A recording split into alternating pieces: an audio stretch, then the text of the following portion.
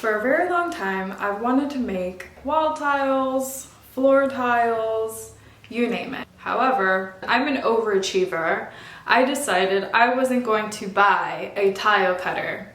And when I say tile cutter, I mean this tile cutter, not this tile cutter. I decided I was going to 3D print a custom one for me because I know that the clay is going to shrink when it is fired, when it is bisque fired, and then again when it is glaze fired, it is going to shrink. This is what my version of the tile cutter file looked like.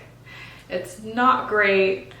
It's a little chunky. It didn't have all of the features that I wanted. I didn't want the bottom part of it to be flat. I wanted it to taper to a smaller point. I'm still learning how to use Fusion 360, so this is my boyfriend's version. This is the version we actually printed with. And this is what it looks like. Oh, hello. This is a picture frame right now.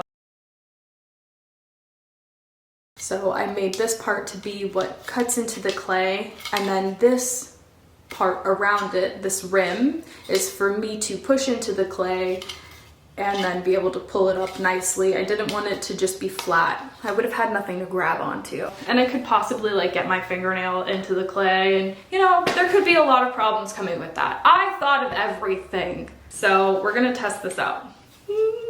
I put this whole clay brick into a bucket of water. The water only went to about here though, so you can kind of tell where I have the good clay versus the not good clay. You see how this one squishes in, and just above here it's a little harder.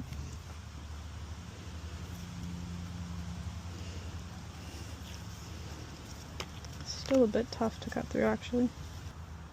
I don't want this extra wet clay either.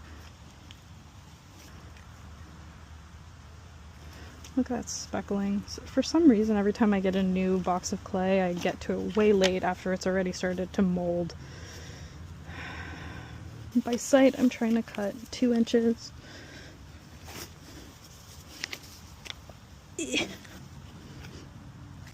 There she is.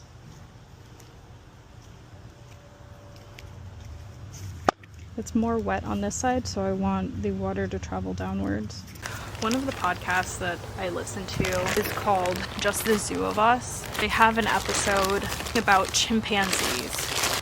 And one part of the show said that chimpanzees spend a lot of their time in quiet settings, like just spending time with each other, grooming each other, napping. Those are very, very important things to their life.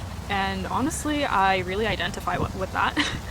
I spend a lot of my time very quiet and always in need of a nap for some reason, and sometimes I do indulge myself with those naps. In the show they said that chimpanzees take an hour to an hour and a half nap every day, like a little siesta.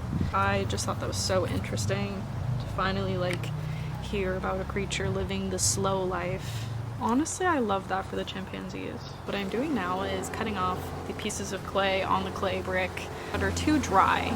I'm making them into smaller pieces so that they dry faster, throwing them into a bucket with other clay that is going to get rehydrated. I'm going to make this into a slip. This is my slab roller that I have not cleaned since the last time I was doing ceramics. As you can see, this has developed some rust. Let's get her cleaned up. This is clean now. I really haven't had space for my clay anymore. This used to be my clay room, and now it's being taken over by my 3D printer stuff. I have my resin printers to the side of me. Right now I'm going to roll this out, make it a bit wider. The more I smush this down, the wider it gets. My clay cutter is wider than this area, so that's why I also need to flatten it. The lighting in this room is actually terrible. I'm so sorry about that. I'd rather get the footage in bad light rather than to not get the footage at all. Within my journey of being an artist, I've learned that it's better to do it incorrectly or imperfectly than to never do it. I'm living by that for sure.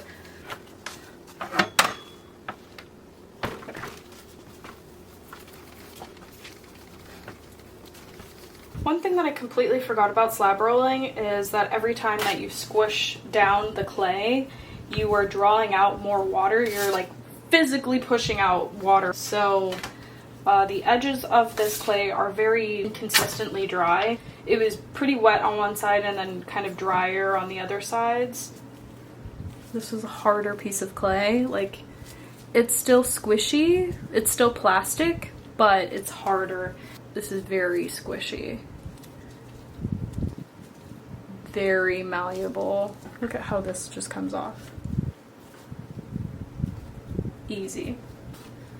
This part, I kind of have to put some muscle into it.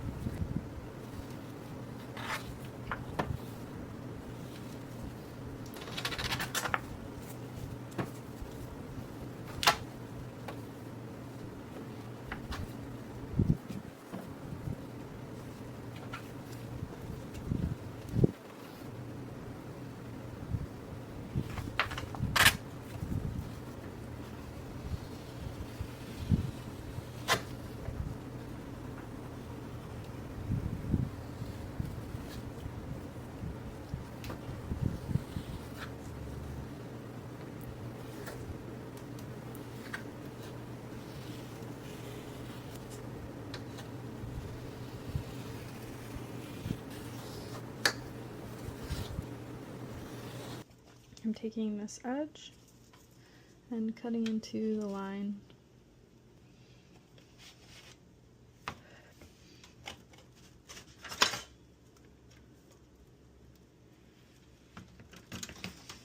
I wanted about like here, halfway. No, maybe even a little less. Like here. I cut the tile that I had in half. So I had two nice sides, and this is the side that is going to be the bottom. I heard that it is better to do the score lines for the thin set to apply to in a diagonal pattern. So I think I'm going to use some of this to try and make that diagonal pattern. I don't know which one I like better. This is definitely not flat. Oh, I kind of like that. I don't like that. Okay, we're gonna go with this one.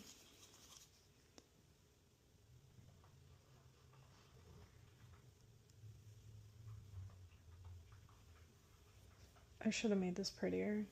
This is not aesthetic.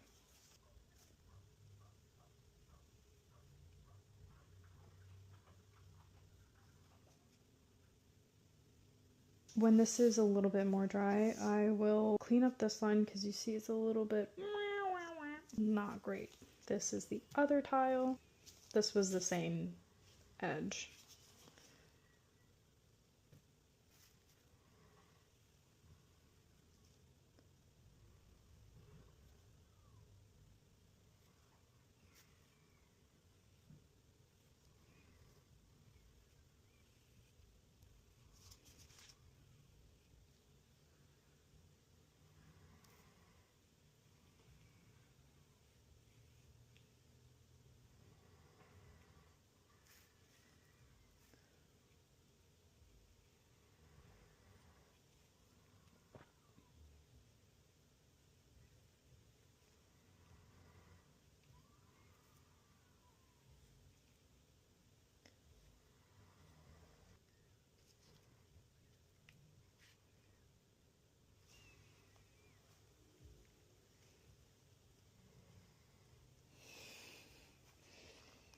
It's been a couple of days. This is where we're at. This one was getting a lot more air, so it dried up faster, and then this one is still wet. You can tell by the color difference, also the size. Look at that shrinkage though. I don't know how big these are going to be when they dry now. I thought that I had an idea, but now I'm not really sure. I have to wait until they finish drying. I will smooth them out because they've got a lot of ugly jaggedness, as you can see here. All over the place. It has boogers. And I'm not even showing you the correct side. This is the side that you're gonna see. I'm gonna paint on this. Also, I need to smooth this out. I was testing out my stamps, again. I just need to know, you know, they still worked. Of course they're gonna work. Whoa, that looks like a face. Like a dragon with an eyeball. Alright, as soon as these are done drying, they'll get smoothed out and they will eventually end up in the kiln.